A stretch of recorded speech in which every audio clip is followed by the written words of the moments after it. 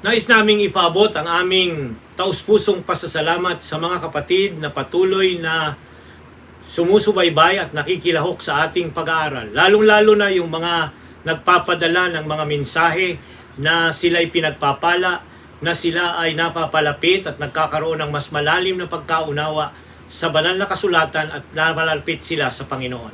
Naway patuloy na makatanggap kami ng mga ganitong patutuo sapagkat nagkakaroon kami ng mas malalim na pagtatalaga na maglingkod sa inyo at makasama namin kayo sa isang mas malalim pang pagkaunawa ng salita ng Diyos. Tayo po ay nasa ika-7 leksyon na sa ating Sabbath School Quarterly sa Aklat at Ebanghelyo ni Juan na may pamagat na mapalad yaong mga nanampalataya. Ang sulyap sa katotohanan ay muli ay nais naming idiin ang motto at ang ating goal na matatag na pamilya, ang pundasyon ay Biblia. Ayaw naming kayo lamang mag-isa ang nag-aaral ng ating mga pag-aaral dito. Gusto naming ibahagi ninyo ito sa inyong anak, sa inyong apo, sa inyong mga kaibigan, sa inyong mga kasambahay upang maging pagpapala ito sa kanilang kristyanong pamumuhay. Tayo po ay manalangin.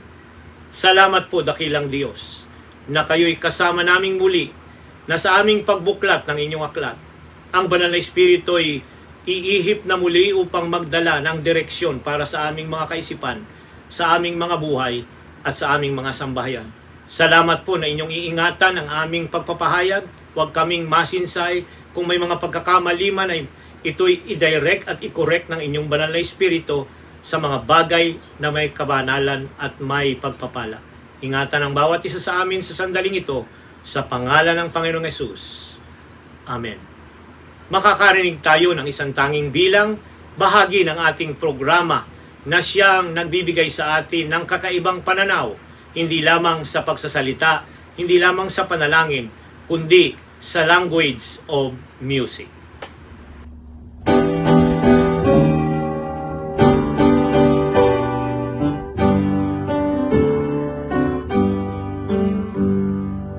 Jesus is all the world to me, my life, my joy, my all. He is my strength from day to day. Without Him I would fall. When I am sad, to Him I go. No other one can cheer me so. When I am sad, He makes me glad. He's my friend. Jesus is all the world to me, my friend in trial sore. I go to Him for blessings and He gives them over and over. He sends the sunshine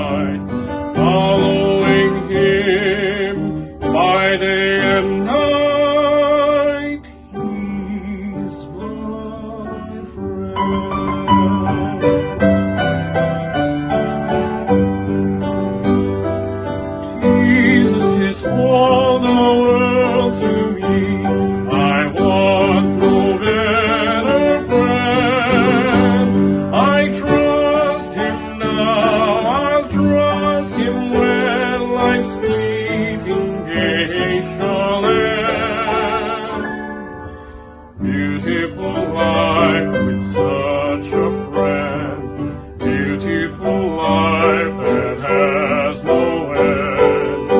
Eternal life, eternal joy. He's my friend.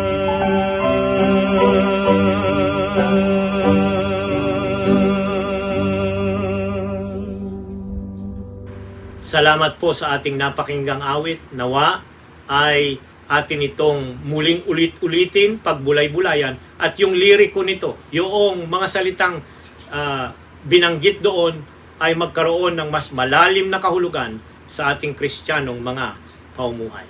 Kagaya po ng ating ginagawa sa pasimula ng ating pag-aaral, ay ipopokus nating muli ang mga talata na dapat nating pag-aralan at ating pagbulay-bulayan, basahing muli, ulit-ulitin ngayong linggo bago dumating ang araw ng Sabat. Ang Juan 8:54 hanggang 58, ang Genesis 12:3, ang Roma 4:1 hanggang 5, ang Juan 12:1 hanggang 8, ang Juan 19:4 hanggang 22, ang Juan 20:19 hanggang 31, at ang Daniel Kapitulo 2 at Daniel Kapitulo 7. Ang mga bahagi ng banal na kasulatang ito'y mahalaga na ating ulit-ulitin sa linggong ito. Pagtuunan natin ang pansin sapagkat mayroong leksyon at may mga mahalagang prinsipyo na nais ng Diyos na ating matutunan sa ating pag-aaral. Ang ating pong susing talata o yung sauluhing talata ay masusumpungan sa Juan Kapitulo 20, ang talata ay 29. Ganito po ang sinasabi. Sinabi sa kanya ni Jesus, sapagkat ako'y nakita mo ay sumampalataya ka, mapapalad ang hindi nakakita, gayon may sumampalataya. Sino ang tinutukoy dito ng ating Panginoong Jesus? Kung babasahin nyo ang talatang 28, ito yung pangungusap ni binitiwan niya kay Tomas na sinasabi sa kanya, Panginoon ko at Diyos ko. Sa aklat ni Juan, kagaya ng ating sinabi, may mga direct na mga statement mula sa mga patutuo ng mga alagad kung sino ang ating Panginoong Hesus. Si Juan ay itinala ang patutuo ni Tomas. Ayan. Kasi nung nakaraan ay hindi siya kasama ng magpakita ang ating Panginoong Hesus. At sabi niya, kung hanggat hindi ko makikita yung kanyang mga sugat at aking mahihipo ang mga pinagpakuan sa kanya, hindi ako maniniwala. Kaya ang sabi ni Jesus, mapapalad yung sumasampalataya na hindi nakakita, gayon may sila'y sumampalataya. Kaibigan, kapatid, dito'y pinatutuhanan ni Tomas. Hindi po siya nagulat na kaya ng explanation. Yang mga ganyan ay hypocritical at yan ay blasphemous sa mga pangungusap ng Biblia. Mag-iingat po tayo na nagsasabi ng ganyan. Wala pong mga ganyang komentaryo sa banal na kasulatan. Ito'y mga patutuo na isinulat ni Juan na namutawi sa bibig ng mga alagad ng ating Panginoong Hesus. Kagaya kay Juan Bautista, siya ang kordero ng Diyos. Kagaya ng mga iba pang mga sumunod, siya ang tagapagsikligtas ng sanlibutan.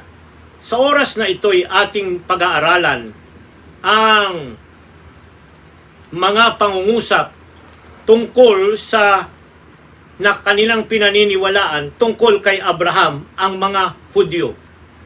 Si Jesus ay hindi nahihiya na kanyang ipahayag na siya at ang kanyang mga saksi ay nagpatotoo kung sino siya, even though they were longing, including Abraham. Ang Abraham, ang ama ng pananampalataya ng tatlong malalaking relihiyon sa balat ng lupa, ang Judaism, ang Christianity, ang Islam. Kinaniniwalaan nila na si Abraham ang ama ng kanilang pananampalataya. Subalit, anong sabi ni Jesus sa Juan 8:56? Pansinin po natin, mga kapatid, dahil ito'y patutuo ni Juan na isinulat tungkol kay Abraham.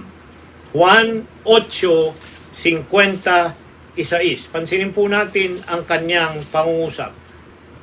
nagalak ang inyong amang si Abraham na makita niya ang aking araw. Nakita niya ito at siya'y nagalak.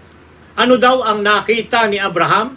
Yung araw ng ating Panginoong Hesus ay narito sa balat ng lupa na siya'y nagkatawang tao. Yung katuparan ng hula na ang Mesiyas ay magkakatawang tao na magiging kordero, magbubuhos ng kanyang dugo, mababayubay ang kanyang laman doon sa Kalbaryo at magbibigay ng katiyakan. Your father Abraham. Sino kanyang tinutukoy? Ang mga Hudyo ay nagalak na makita ang aking kaarawan at he saw it and was glad. Nakita ito. Why was Abraham witness so important that it was included in John's Gospel? Bakit po mahalaga ang patutuo ni Abraham? Sapagkat siya yung ama ng pananampalataya. At ang sabi rito ay, before Abraham was, I am. Sa Galatia Kapitulo 3, through types and promises, God preached before the gospel unto Abraham. And the patriarch's faith was fixed upon the Redeemer to come. Sinabi ng Kristo sa mga Hudyo, your father Abraham rejoiced that he should see my day. The ram offered in place of Isaac represented the Son of God. Ito po yung tagpo doon sa bundok ng Moriah nang ihandog doon sa Genesis Kapitulo 22 ni Abraham ang kanyang anak na si Isaac. He was the sacrifice in his stead. Yung ram, yung lalaking kambing, when man was doomed to death by the transgression of the law of God, the Father looked upon his Son and said to the sinner, live, I have found a ransom. Patriarchs and Prophets, page 154. Mabuhay ka sapagkat nakasumpong ako ng kukuha ng iyong lugar ang tutubos sa iyo. Abraham was the father of the Jewish nation. He received the promise that through him, all nations would be blessed. The blessing came through the Messiah born through his lineage. Abraham was the father of those who respond to God in faith. Pansinin po natin ang nakatala dito sa Hebreo Kapitulo 11 tungkol dito sa patutuo na sinulat ni Pablo tungkol kay Abraham.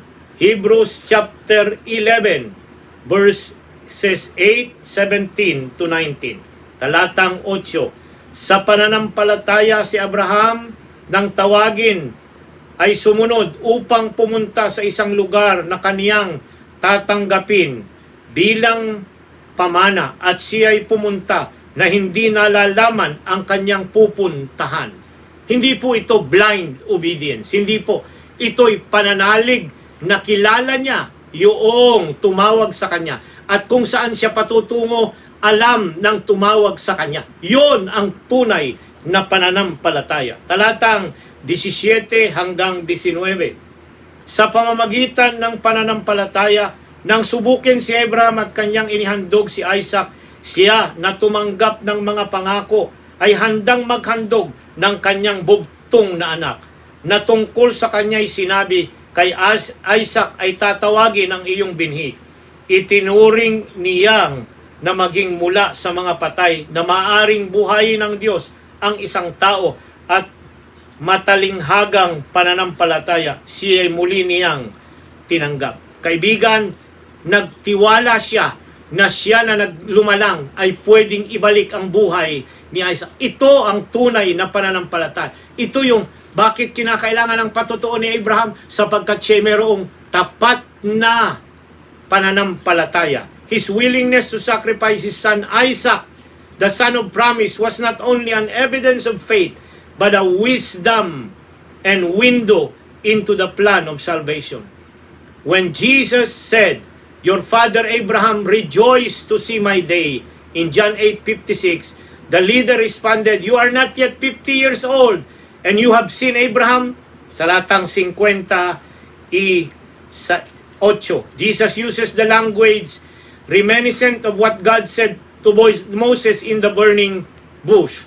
8:58. Pansinin po ninyo, ginamit ni Jesus ang napahalagang pangusap. Sinabi sa kanila ni Jesus, katotohanang sinasabi ko sa inyo, bago pa man si Abraham, ay ako nga. Sino yung ako nga dito? Hindi ang ama. Hindi po, hindi ang Espiritu, kundi ang ating Panginoong Jesus bago magkatawang siya. Siya yung I am, siya yung tubig ng buhay na nagpainom sa kanila. Siya yung tinapay na mana na bumababa tuwing araw-araw, subalit pagdating ng Biyernes, dodoblihin ang kanilang kukunin dahil pag Sabado, walang babagsak. Siya yung nagsalita kay Moses. Siya yung nagbigay ng kautusan. At siya yung self-existing being na naroon na bago pa ang sanlibutan.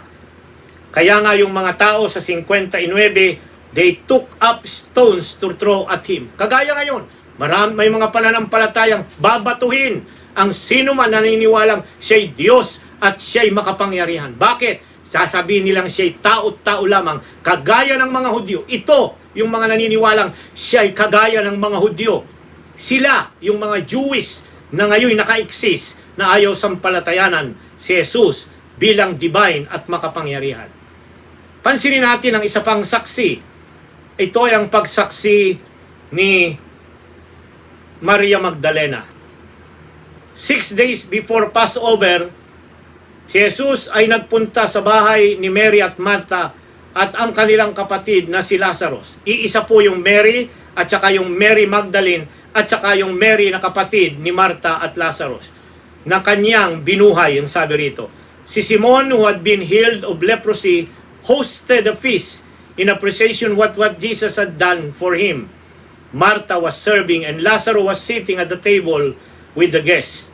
John 12, 1-8. What is the significance of Mary action here? Pansinin po natin ang tala sa Kapitulo 12, 1 hanggang 3. 6 na araw bago magpaskwa ay pumunta si Jesus sa Betanya na kinaroroonan ni Lazarus na muling binuhay ni Jesus mula sa mga patay.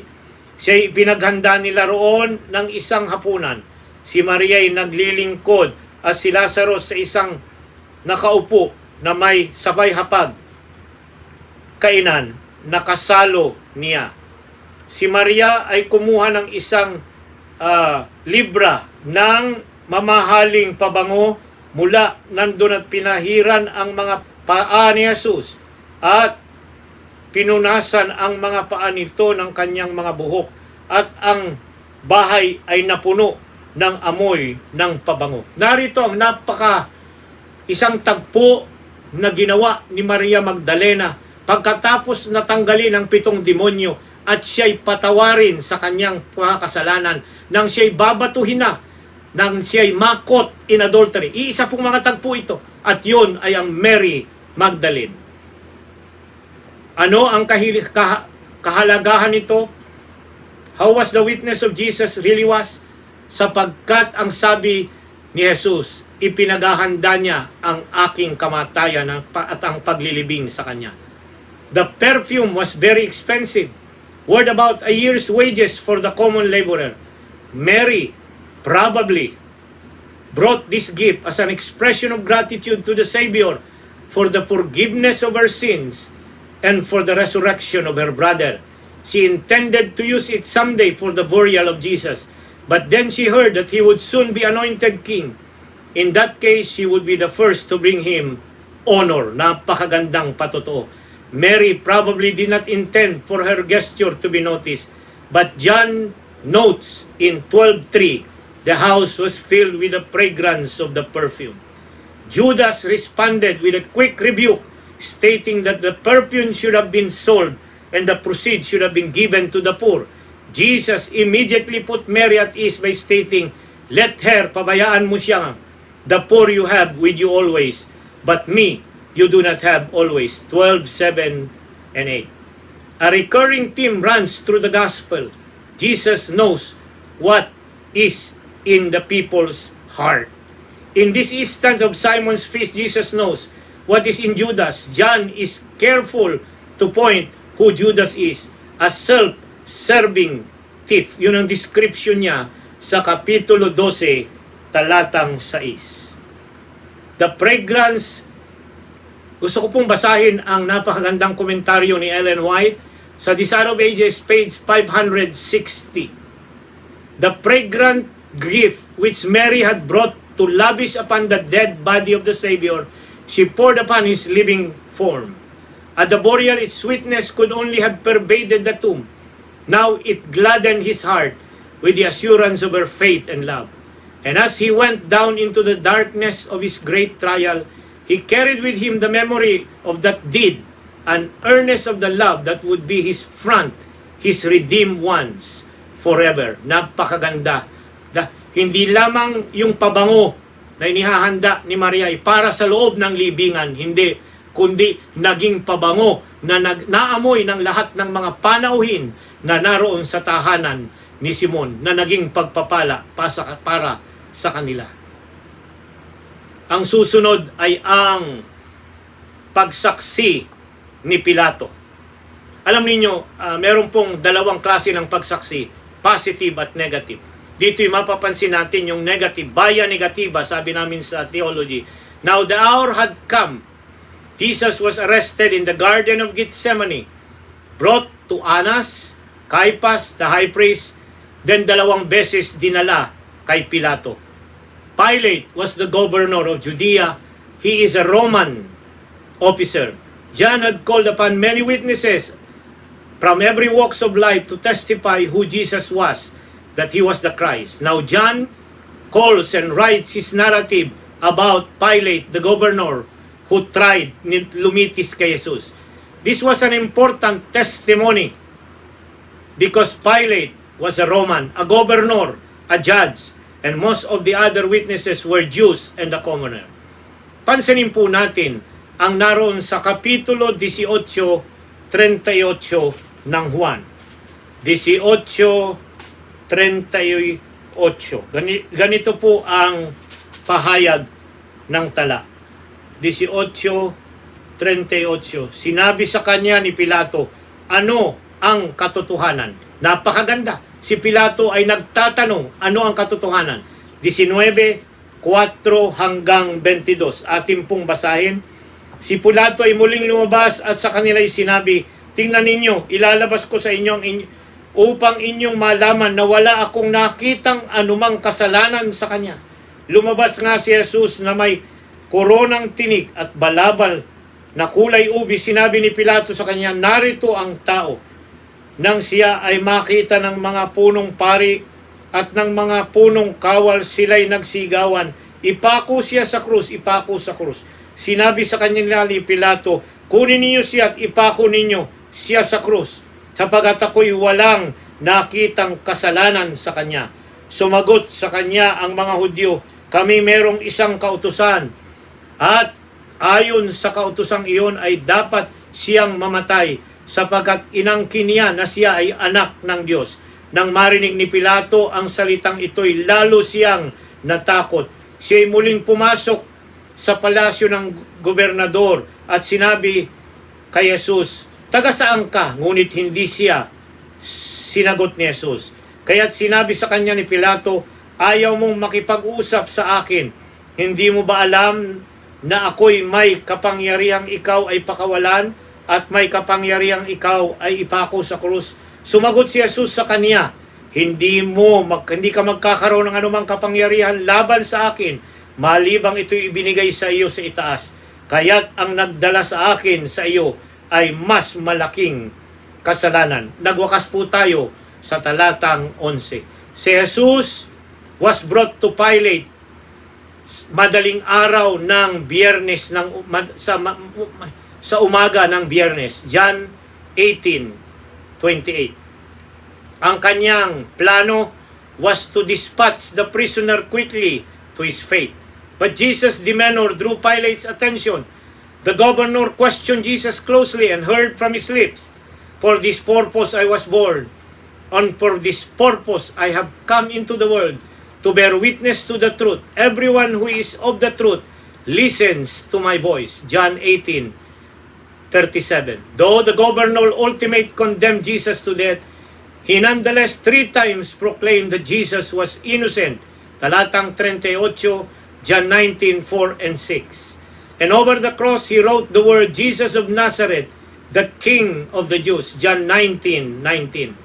Completing his witness to who Jesus is, And yet, despite his testimony of Christ's innocence, he nevertheless condemned Jesus to death.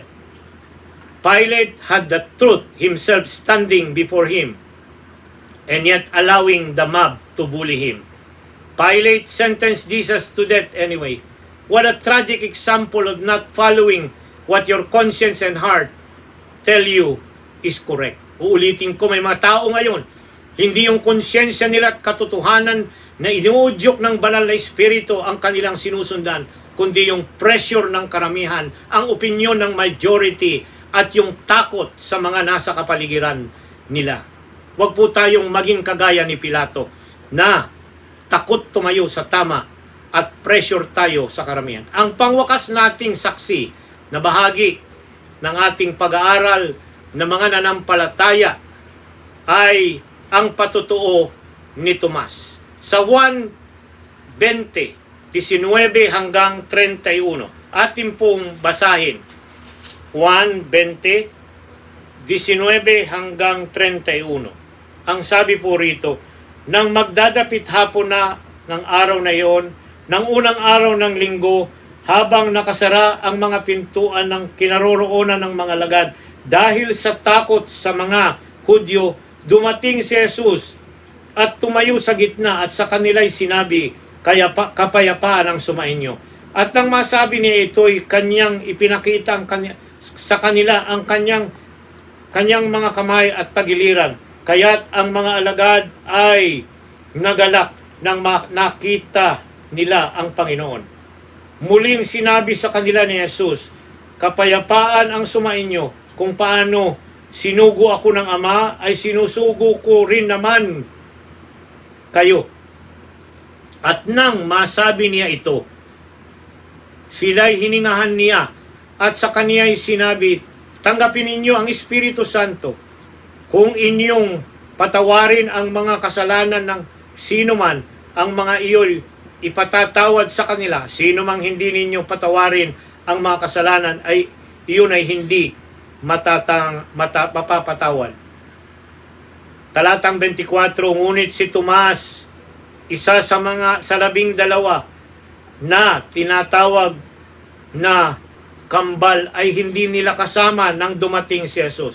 Kaya't sinabi sa kanya ng ibang mga alagad, nakita namin ang Panginoon. Ngunit sinabi niya sa kanila, malibang makita ko ang kanyang mga kamay at ang butas ng mga pako, ay malibang mailagay ko ang aking daliri sa butas ng mga pako, mailagay ko ang aking kamay, kanyang tagiliran, ay hindi ako maniniwala. Pagkaraan ng 8 araw ay muling nasa loob ng bahay ang kanyang mga alagad, kasama nila si Tomas. Nakasara ang mga pinto, subalit pumasok si Jesus at tumayo sa gitna at sinabi, kapayapaan ang sumainyo. At sinabi niya kay Tomas, ilagay mo rito ang iyong daliri at tingnan mo ang aking mga kamay. Ilapit mo rito ang iyong kamay at ilagay mo ang linlangan, kundi sumampalataya. Sumagot si Tomas at sinabi sa kanya, Panginoon ko at Diyos ko. Sinabi sa kanya ni Jesus, sapagkat ang nakita mo at sumampalataya ka, mapapalad ang hindi nakakita, gayon may sumampalataya. Narito ang isang tagpo sa Ebanghelyo ng patutuo kung sino si Jesus. Ang tagpo ay ayaw maniwala ni Tomas dahil wala siya nung magpakita si Jesus ng una at hindi niya nahawakan ang mga butas na pinagpakuan at ang kanyang tagiliran. Subalit nang ito na'y kanyang mahawakan, siya'y nanampalataya. At ano ang kanyang sinampalatayanan? Nanampalataya siya na siya ang Panginoon at Diyos niya. Napakagandang pangungusap. Ano ang kanyang sinampalatayanan? Na siya ang Panginoon at Diyos niya. What can we learn from the story of Thomas about faith? What major mistake did Thomas make? To see is to believe. Christ appeared to the disciple after his resurrection when they were shut up together in a room because of fear. Later he heard the report of the resurrection from the other. Thomas said, unless I see his hand, the print of the nail, and put my finger into the print of the nail, and put my hand into his side, I will not believe. Thomas was dictated imitating the condition of his faith. This approach faith. Ang pinag-uusapan po natin dito ay pananampalataya.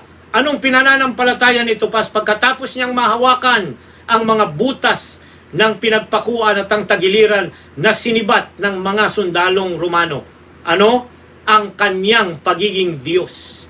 Yun ang hindi niya matanggap. Subalit ngayon, tinanggap niya at nagpatotoo siya at itinala ni Juan ang kanyang patotoo na tinanggap din ni Jesus na siya'y nanampalataya. Anong sinampalataya niya? Uulitin ko, na siya ang Panginoon at siya ang Diyos niya.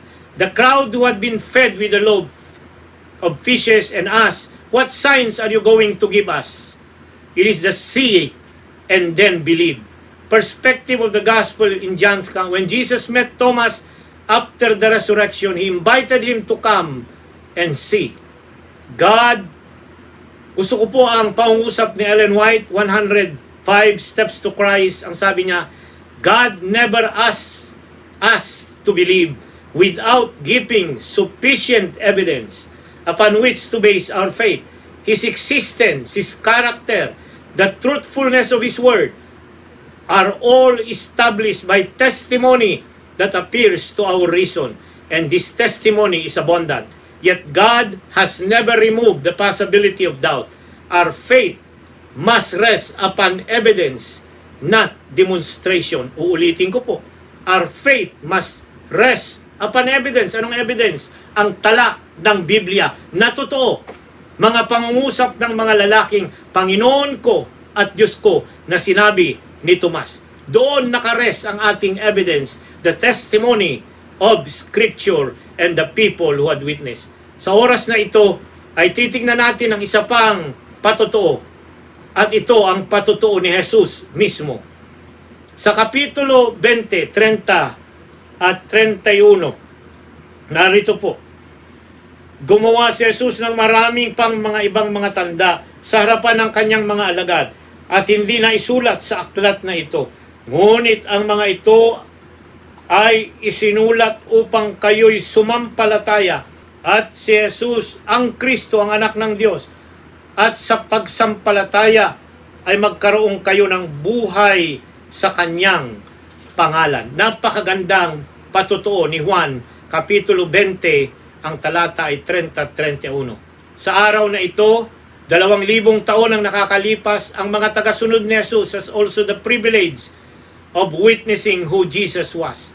And then each one of us, in our way, we have our testimony because we believe. Ano bang sinampalatayanan natin? Statement of faith? Doktrina? Hindi po. Ang sinasampalatayanan natin ay yung nagligtas, yung lumalang, yung lawgiver, yung Panginoon ng Sabat, and on. Hindi po yung aral lang ang sinasampalatayan, kundi yung nagbigay ng aral na siya ang buhay at ang walang hanggan.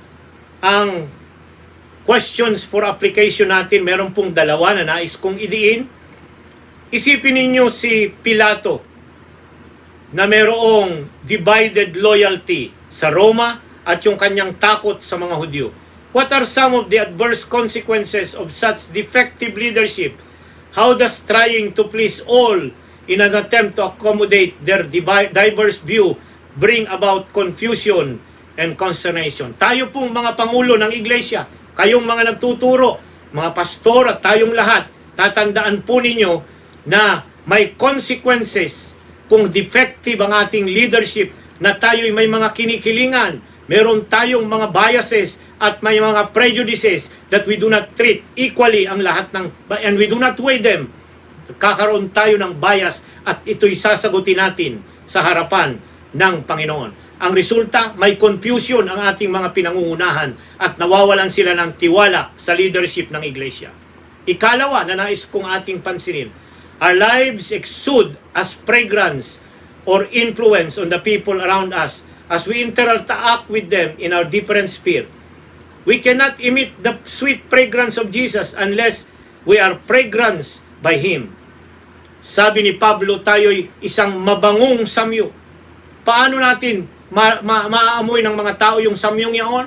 Meron akong sermon, ang pamagat ay, Can the world smell Jesus in you? Not just, can the world see Pwede nating i-fake yung nakikita lang ng mata. Pero yung naamoy, mahirap pong i-fake yan. Pag mabaho, talagang mabaho. Kinakailangan ipakita natin ang bango ng pagiging Kristiyano upang ang samyong ito'y magdala ng katiyakan at mapuno ang kinalalagyan ng mga tao na nababalot ng kasalanan at ng mga karamdaman. Sa pagwawakas ay ating pong balangkasin ang ating pinag-aralan sa linggong ito. The first generation of Christians were very slow to believe. Despite the evidence of the empty tomb and the witness of Mary and the others, all needed to see Jesus for themselves before they could forsake other explanations for the empty tomb. Only the beloved disciple believed without seeing Jesus first, representing the kind of faith the second generation would have to exercise, and Jesus should have blessed us. Huwag tayong maging kagaya ni Tomas na magdududa. Ang tala ng Biblia ay sapat at ang mga patutuon ng mga itinala ng mga kinasihang mga lalaki at babae na may akda ng Biblia ay sapat na tayo'y magtiwala. Magtiwala kayo na ang mga patutuong ito'y enough for us to believe that Jesus is the Messiah, the Son of God, and the Savior of the world. Makakarinig tayong muli ng isang awitin na nakapokus sa ating Panginoong Hesus.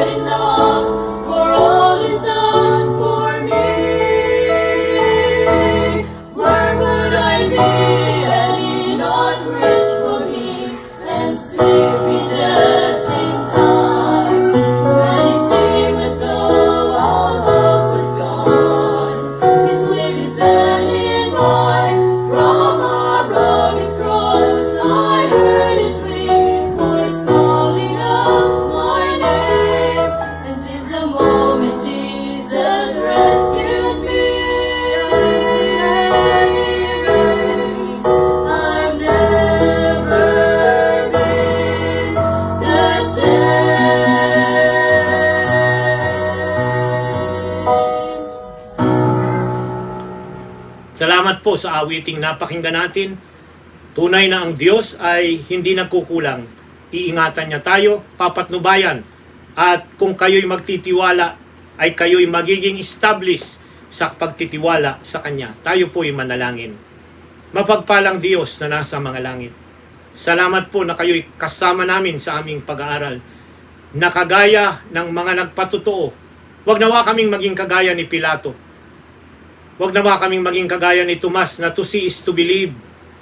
Kundi magkaroon kami ng sapat na pananampalataya na ang iyong salita ay lubos naming pagtitiwalaan sapagkat ito'y kinasihan at pinatotohanan ng banal na Espiritu. Pagpalain ang mga kasama naming nag-aral, nawa magkaroon kami ng mas ibayo pang pagtitiwala na ang iyong salita ay buhay at pwede naming panghawakan sapagkat ito'y nanggaling sa iyo na pinatotohanan ng iyong Espiritu. Salamat po na kami iingatan ninyo sa aming paghiwa-hiwalay, panandalian, sa aming pag-aaral, sa pangalan ni Jesus. Amen. Tunay po na ang matatag na pamilya, pundasyon ay Biblia. Magtiwala tayo. Ang salita ng Biblia ay sapat na pundasyon ng ating pananampalataya. Pagpalain tayong uli ng Diyos na nasa langit.